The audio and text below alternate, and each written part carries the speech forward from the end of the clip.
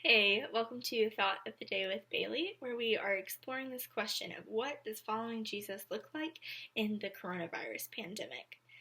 If this is your first time joining us, welcome, but I would actually recommend going back 2 episodes to blog number 3, A Rule of Life, and starting there. We're in a bit of a mini-series, and those 2 episodes will provide helpful context for today's video. If you've been watching along, then welcome back. And whether you're watching for the first time or you've been following along the whole time, thank you for tuning in. My hope is that you have been encouraged and challenged in your walk with Jesus from these videos. So, today, getting back to our question of how do we fallow well. Fun fact about me, I really like turning nouns into verbs, and so I'm doing that with fallow. So how do we fallow well? I am offering up a few practices I think that will help us to do that. In the last episode, I offered solitude, and today I am offering the practice of limiting screen time.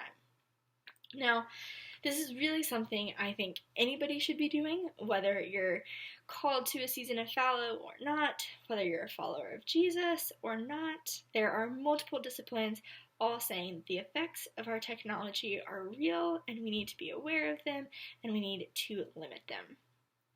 Now, does that mean that all technology is evil and bad? No. I mean, are there clear distinctions of good and bad? Yes. Porn? Bad. Connecting with family? Good. Okay. But there are a lot of things that are neutral, or even good things that in too much of a quantity become a bad thing. So, what's needed are limits and boundaries and us being really intentional about the way we use our technology. Now, there are a lot of arguments and I have a lot of thoughts about this, but the most central idea, I think, is this question of what am I giving my attention to? Because the reality is, whatever I'm giving my attention to is what I'm worshiping, and whatever I give my attention to is who I become.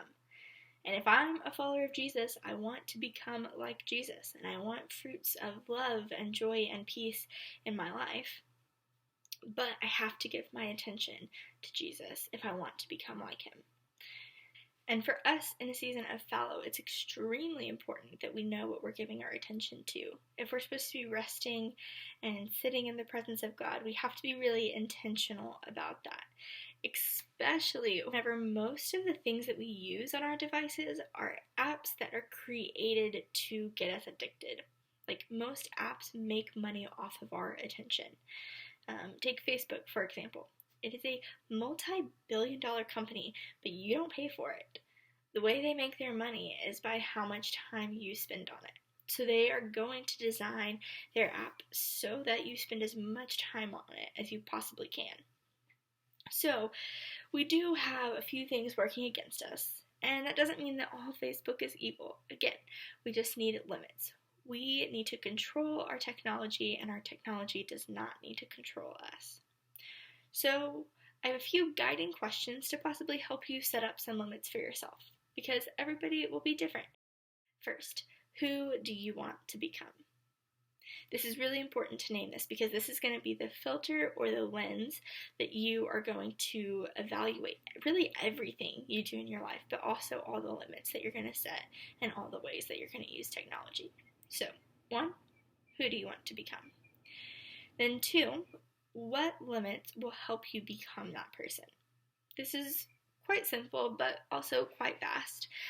Maybe you want to set time limits, like a certain amount of time that you can spend on your phone each day. Or maybe you want to set windows of times that you can check your phone and then your phone would be put away for the rest of the time.